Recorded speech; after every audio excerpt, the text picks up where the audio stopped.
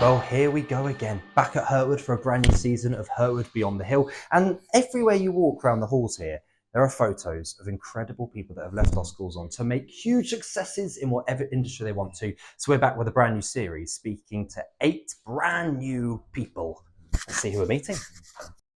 So there really is something for everyone on the brand new series of Hurtwood Beyond the Hill. We sit down with a former Formula One McLaren engineer, that's pretty cool, an award-winning author, a Tony-nominated British composer. I love his music. You're going to love that episode too. We also sit down with 2 guests that found themselves in Forbes 30 under 30, as well as a West End leading man. There really is something for everyone. But to start season 2, we're going to do what we did at the start of season 1. Sit down with someone that is really at the heartbeat of what we do here at Hurtwood House, just to set the scene. So let's see what happened when I caught up on a beautiful day in May with the head of performing arts, Mr. Doug Quinn. Doug, thank you so much for You are doing this welcome. today. It's lovely to have you back. Thank you. It's lovely to be back. You're the busiest man at the school by a country mile. And yet I've got all the time in the world to do this interview today. Yeah, we're sitting on a hill. Don't tell anyone. I know. They won't see it. They won't see it. Doug, tell me about you. What happened before Hurtwood? Why Hurtwood? What's the story? Crikey, life before Hurtwood. Well, this is my 19th year, which is a lifetime, really. And it is one of those places that you just totally commit to. And I sort of think about, wife and kids, and Sure. we've all grown up here. So it's very much part of our home life. Before here, I was head of English at a school in Slough. Were you? Would you believe? I know. You should see my spelling. It's terrible. Head of English at a school in Slough that was in special measures. So went in to sort of help a new head teacher that was a colleague of mine from another school. Sure. Before that, I worked in London, working in English and drama. So Yeah. did a PGCE at Central School of Speech and Drama. So teaching's always been a core of your... Yeah, absolutely. It's I'm absolutely not a failed actor that fell into teaching. Sure. I have always wanted to be a teacher from about the age of about 15 or 16. I think the holidays drew me initially. Yeah, I've always thought that. But I come from a family of teachers. Actually, my mum was a teacher. She was a deputy head. My sister's a teacher. My cousin's a teacher. So it's obviously in the blood somewhere. So 19 years you've been here, Doug, coming up to your 20th anniversary.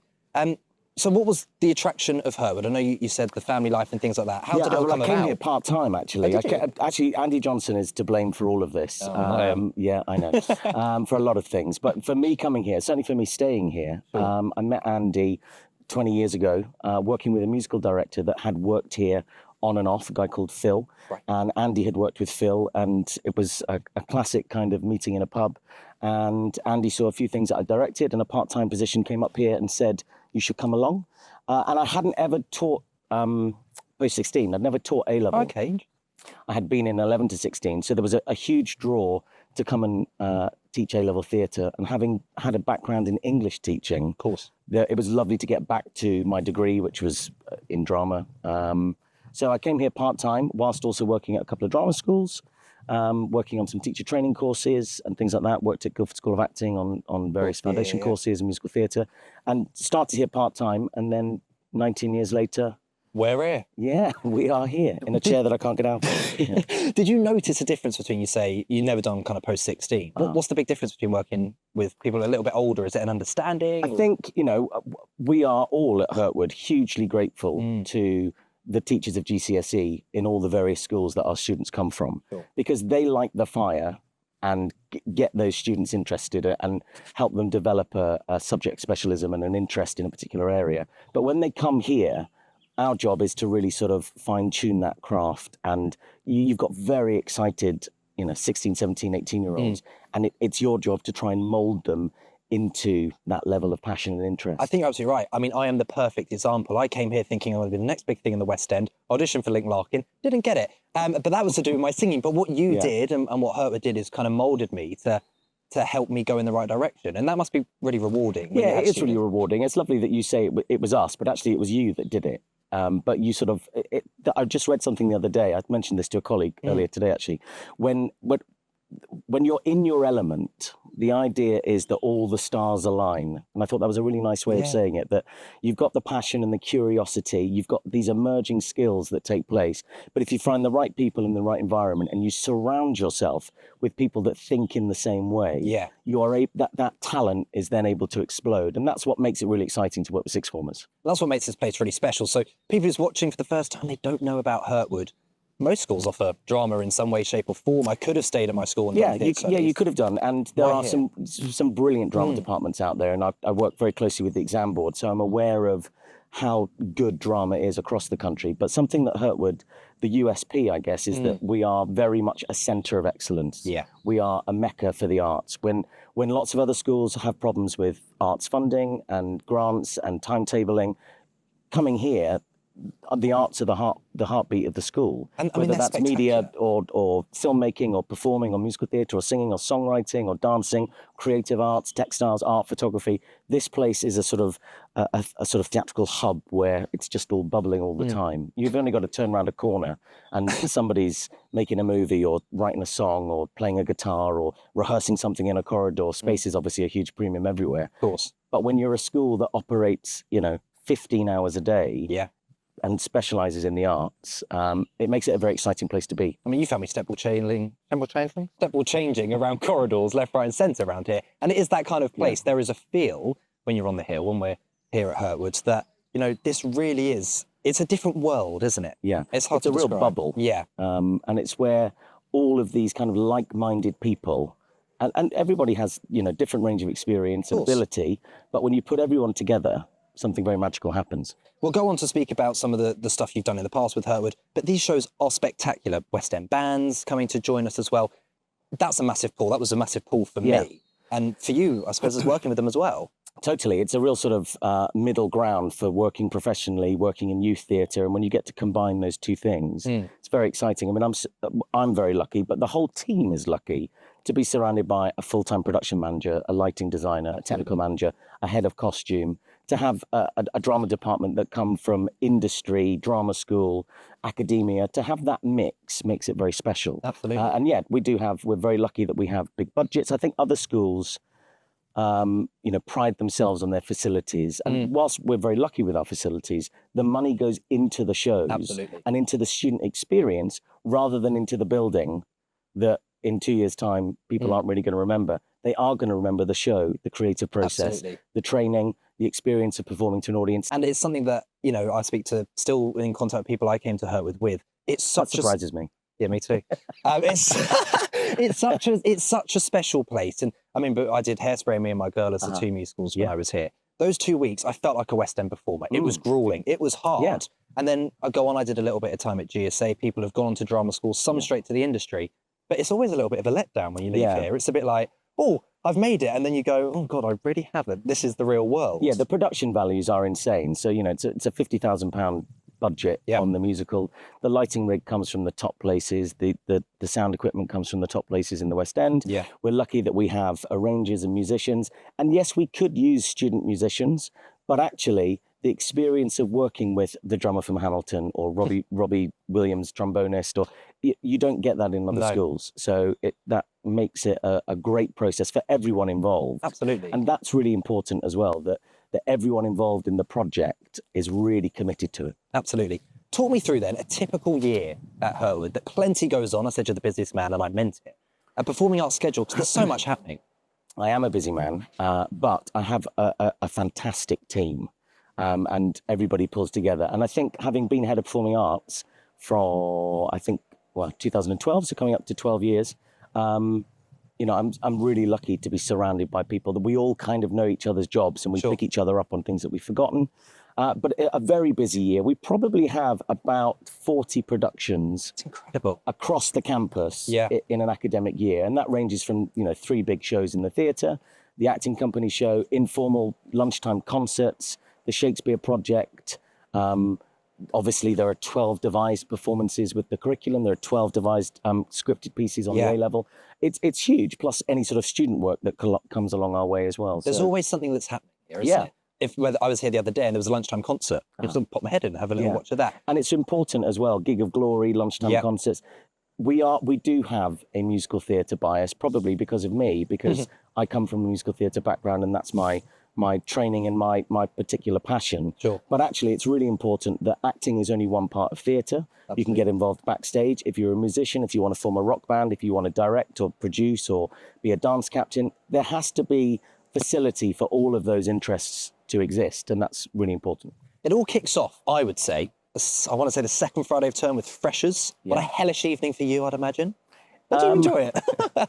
I do enjoy it really, because especially when you've seen very nervous people in the houses, and by the end of that 2 weeks, they've all found friends, they've been able to let themselves go, and they realise that what they've signed up for isn't like any other school or isn't like any other sixth form. There's an opportunity to really push yourself. And for a lot of people coming here, they could have stayed at their old sixth forms, just like you. Yeah. And they take a big sort of leap of faith coming here. And that's something that's very much drilled into us as a staff from Cosmo and from Richard and from the senior management team, that this is about making dreams come true. In fact, Richard said a couple of years ago, and it's something I've used on different occasions, and it's a phrase that stuck with me: nobody falls through the cracks, is what he said to the staff at that very sort of opening inset. And that really struck a chord with me, because that is somebody that is deeply interested in the foundations of educational philosophy. Absolutely. But also wants the school to be a bit of a rock and roll party on the top of the hill as well. And when you bridge those two ideas together, it's an experience that's like no other. It's the best of both worlds. You speak about shy students there. I wouldn't put myself in that bracket. However, I do remember with freshers, I went to a Catholic secondary school. We were singing hymns one week. Next thing I know, I was listening to Shakira with Nikki from Day House. And I think that, for me, that perfectly sums out, oh my goodness, I think when you're boarding as well, and I know there are a lot of day students. In fact, the day house is the biggest house. Yeah. But whether you're a day or not, you have come to a boarding school. So there is a culture that we're all in this together. We see the best of each other, the worst of each other. Absolutely. Which is why everyone's on first name basis. You know, you want to go and speak to the head, it's Cosmo, because we all live with each other. And therefore, you know, we've got to get on in a slightly different way. And that can be more informal at times. But also when you need to focus in and do the work, especially if you're working late in the evenings or working at weekends, you need everyone to be sort of really on top of things. Absolutely. So plenty of shows in a year, plenty of shows that you've done. So 19, 20 years, I'm guessing 20 musicals, then there's been one. No, so I only took over in 2012. Right, from the head of 2012, from a guy called Clive, who was, you know, a great friend of mine and had, you know, run a very successful department. But when I took over from Clive, that's when I got involved. And for the first couple of years, I would say I very much kept myself in the producing role. Right. And was there to look after the rehearsal schedule, the casting, the admin, the budgeting, making sure that all the departments are working together. It's very much the glue of the department. Sure. And then from, I guess, Chicago onwards, Andy and I have probably shared slightly more equally the directing role on the show. Was Chicago your first? No, what was your first? My very first one that I was involved with was Little Shop of Horrors. Oh, great. Actually, with Ryan Heenan. Yes, and lots of other fabulous people. And then it was Jesus Christ Superstar. And then the first one that I really sort of took charge of and directed was probably Chicago. Chicago. Yeah. $1 million question. And be very careful what you say. Do you have a favourite one ever in your tenure here? I mean, they're all so different, aren't they? They're all different, and you love every single one of them at the time of doing it. Some of the standout ones for me would be, I really enjoyed You're in Town. I came to watch that. Really enjoyed You're in Town. I think the title doesn't do it service at all. It's not a great one. No, but I think it's probably where Andy, Neil and I, plus Andy Sullivan, who was the musical director at the time, I think the four of us found a really lovely way of working. It played to all of our strengths. But I'd also really liked Me and My Girl that you did. And I think that was a big risk for us because it's old-fashioned, it's twee, and obviously, you know, we're very contemporary. We're always looking at the sort of the pop edge of things. So Me and My Girl really put us in a different bracket for a while. And I was worried for a time that the students wouldn't buy into the style. Sure. And of course, you know, hardly anybody can do a Cockney accent here, so that was always a worry. That was a risk. But it was great. But you speak about being old-fashioned, and what I remember from the production was we did change a couple of the songs and put that Hurtwood twist on it. We changed it, of course, like the Hurtwood Inn, didn't we? And we had for the pub and and when it was the song. And when it was all the old men that were obviously girls in our production, we gave it a little bit of a beatbox mix and sort of mashed it up with some new Men styles. of Hurtwood instead of Harefoot and things like that. Yeah, and technology has moved on so much in just in the last 12 years that I've been here. I've worked with 3 different musical directors, and each one of them brings a different level of emphasis. And our current musical director, Nick Larkin, his understanding of orchestra track and click track and how to use technology within the sound design has really sort of helped us push things forward. Absolutely. So, speaking about Nick, it's a good link into the Hurtwood concert, because that's another massive show and very different. But I always felt when I was there, your influence and Nick's influence on the kind of music Yeah. which is not something, it wasn't, many songs from your 2020s. No. However, brilliant, constant brilliant songs. Yeah, I think having started the school as a 25-year-old Right. and now being a 43-year-old, the demographic of the audience here is very much my age. Sure. The parents of Hurtwood students are between mid-40s and mid-50s. So the music of the 80s and 90s is very much in our DNA. And I think one of the jobs, when people say, what's it like being head of performing arts, or what's the biggest challenge? I think the thing that I try and bring to the room is that I have an understanding of what audiences like. What they're going to, yeah. And I think that's very much, it's working at the moment because I'm in a similar sort of age bracket to a lot of them. Sure. So, and the music of the 80s and 90s, you've got to look at things like sex education and all the different sort of multimedia platforms. They're just better. They are. The music of the 1980s was great. Mm. Obviously, there are classics from the 70s and 60s, and you want to have something for everyone. You want to have something for the 10, 12-year-old sibling that's coming along to see their brother and sister. Equally, you want something for the grandparents. So to find that big band, plus the contemporary, plus a nice middle ground where everybody enjoys tracks that they know, makes it a really good evening. It's the ultimate mixtape. It really is. And I think you're so important to that because you say you understand the audience. I remember thinking, I'm singing the song I'm a Believer, the Monkees, in my second year. And I remember doing an interview with a school saying, oh, it's I'm a Believer from Shrek, the movie. Yeah. And that just sums up the students' view on it. But we have to put our trust in you. And it's always worked. Yeah, well, good.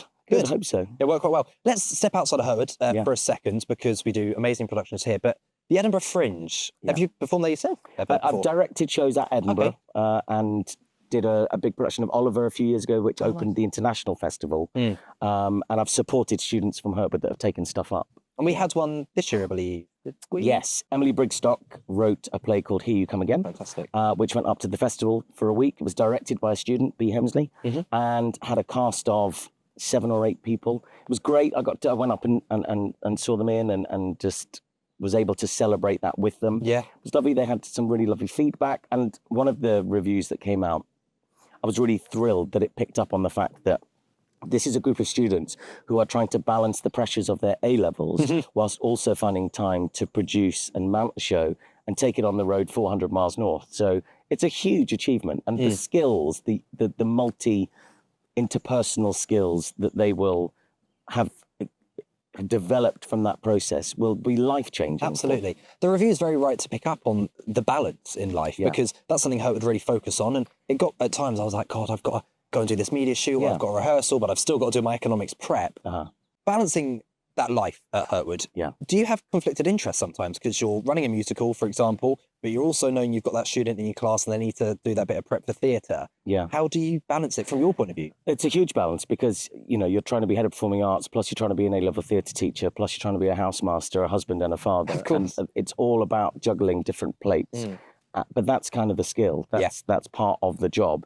And even the students kind of talk about, work hard, play hard. It's a mantra from the school. It comes from Dave, who's in charge of students, and it very much is the ethos here. And if you look back at the students that have done exceptionally well academically, they are the people who are involved in everything. Absolutely. So that's not an accident. No.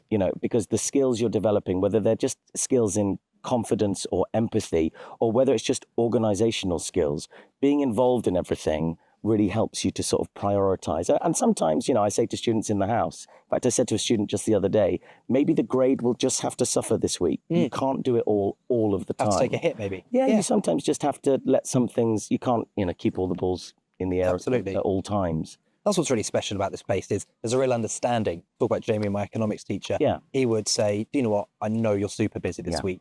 Get it in on Monday. And there'll be an understanding from you. I remember once you said, go on, do that media shoot. We'll do a rehearsal another time. Yeah. And it's good that all the components of the school work together. Yeah, and it's not easy. No. Finding that mix that, when I'm putting a rehearsal schedule together, there are a million variables and clashes to consider.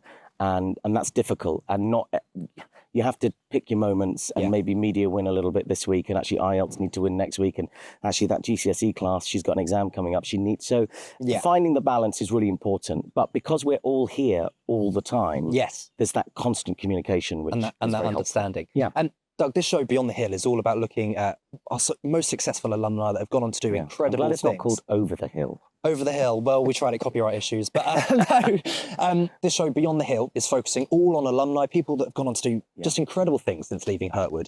You must have worked with quite a few in your time at Hurtwood. Any standouts, or just people that you? Tons, yeah. I mean, loads of people, and there's sort of the obvious successes with people like Vivek, who went on to make Blinded by the Light, and I was his A-level theatre teacher. So that's really lovely to see somebody's taking the credit there, just to check.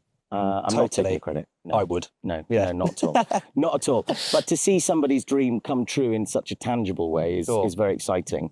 But I think, there are also people like, I had Beth Lane, for example, who went to drama school and then found herself in a teaching role and is, she's currently working out in Saudi Arabia and is promoting the arts in a way that makes me very proud that I was part of that influence and part of that journey. Lizzie Davidson, for example, she's got a BBC Three comedy drama coming out that she's written with her sister. So there's always somebody within a pocket of the industry, and it's not just acting. Sure, that's the important thing. That actually, well, look at you. You are presenting, behind the scenes, producing. And that's great that we've been part of that journey. I think it's really rewarding, I would imagine, to be a teacher and say, I saw them that day they come in, that first audition. I mean, I remember the day I auditioned, I had a voice crack in Waving Through a Window, which was a risk at that time.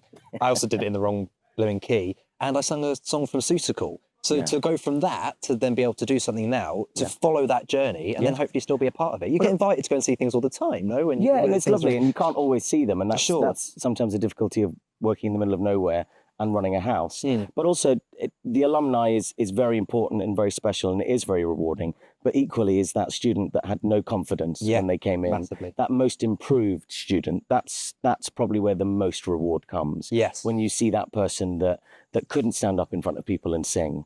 And actually, by the time they leave here, they're singing in front of their peers, who are their most critical audience. Absolutely. In a Leavers concert. I mean, that 2-year journey that's a great moment. Absolutely. I headed down to theatre a little earlier on when I was here, and I saw the honours board, which is mainly focused on drama school. Yeah. I mean, there's not enough room to have so many people. That's room. incredible, the amount of people gone to drama school. Yeah, and we're very lucky. There's about 25 people every year, of which I would say we have over a 50% success rate, which is huge. Because it's hard to get in. It's really hard to get in. It's like taking on a 4th A level. Absolutely. When you venture into that area.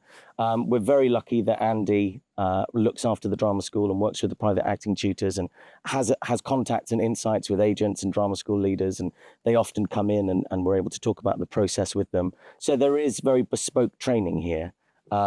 For drama school, but there's also a reality that I think we set up for people as well, that this is a life that you have to want more than anything, and actually you have to believe in yourself more than anyone else believes in you, because you need to become your own brand. It's really funny you say that, because I've got it written on my card right here. Listen, you've been such a massive help with my own career, and what's something really special about Hurtwood is even when you leave, they're always here for you. I know I can pick the phone up to you and we can have a chat. I mean, I remember doing it a couple of years ago and saying, like, I haven't got anything, nothing's happening, and you put me in touch with the right people. But it's about networking. The whole thing is about networking, which is why you came back and hosted the concert for us. Yes, because it's about, you mustn't see school, well, I don't, you can't see school as just a 2-year relationship. It has to be a life, we talk about a lifelong love of learning. In education, but that relationship has to span that time as well. Absolutely. I mean, you said a phrase when I was here, you were doing a chat about drama school. I know, here we go, I've quoted you. And you said, and it's kind of what you said there, if you don't want it every day of your life, you'll never make it. And you have to wake up. Absolutely. You have to want this more than anything, because you are your own driver. The things in the arts or drama school, you have to really push yourself and out of your comfort zone, and take yourself to new limits. And only you can do that. Because is it that determination that really separates the people that do well and people who go on and do fabulous things? Well, there's a lottery involved in this as well. Some of the most successful people I've seen at Hurtwood haven't necessarily made it to drama school and have found other areas. I think it's important to put a time limit on things. Sure. Because actually, drama school is the here and now, but actually it might be something for you in 2 or 3 years' time. Absolutely. And you could go off and get a degree and you could come back to it. And you might have more experience and life experience. They always say that in auditions. I remember when I was going for a load and I was fresh out of here, and they were just like, what experience have you got? I went, I did a show at Hurtwood. Do you know what I mean? I need to go and learn about yourself. How does Hurtwood replicate that industry? That's something I've found here, that you're given the experiences. We spoke about the school being, that the shows being a West End run. It's important to have that grounding. I think it starts much earlier, though. I think it starts with something like the foundation course on the A-level theatre programme. There's a 4-week introductory course that Alison and the department, which I'm part of, set up, and that's very much about learning about yourself. If you don't know who you are, how on earth are you going to play other people? Absolutely, yeah. And it's about that level of commitment and focus, about taking the work seriously, but not taking yourself too seriously. And I think all of those sort of theatrical idioms and learning about how to work with other people. It's a collaborative industry. Yes. The triple threat of being an actor, singer, dancer. You've also got to be a decent person. Absolutely. You've got to have a good work ethic. You've got to get on with people, have a good sense of humour, because teams tend to work together. And if you don't, that talent's kind of wasted, isn't it? If you've not got that key. Yeah. Away from theatre, finally, Cornhill, your housemaster there. Yes. Yeah. Can you ever switch off? Because I'll finish today, I'll go home, I'll have a cup of tea and I'll sit the TV on. I've got to drive a minibus. Yeah. Do you see what I mean? Can you ever switch off? What's it like? Well, it's a lifestyle choice, very much. And I think, my family would probably say that we have a holiday lifestyle and we have a term lifestyle. But my kids are also at an age now where, they've got netball and football and various commitments during the week. So I probably see my own students in the house more than I see my own family. Anyway. But there's a real buzz of living in a boarding house. You have to want it every single day. You have to love it, and it's a real privilege to be part of other people's lives and to make things happen, or to help problems, or to mediate issues, and to help people come out the other side of things is just as rewarding as seeing that student that had no confidence in the show then singing the lunchtime concert at the end of term. Absolutely. So, yeah, it's busy. Doug, thank you very much. And, for myself, from all the help you've given me while I was at Hurtwood and beyond, it's been brilliant speaking. You're welcome. Stop asking for it. Yeah. I know. Thank you. We really hope you're enjoying the second series of Hurtwood Beyond the Hill. Remember, if you'd like to watch any of our previous episodes, you can check them out on Hurtwood's YouTube channel, or just listen wherever you get your podcasts.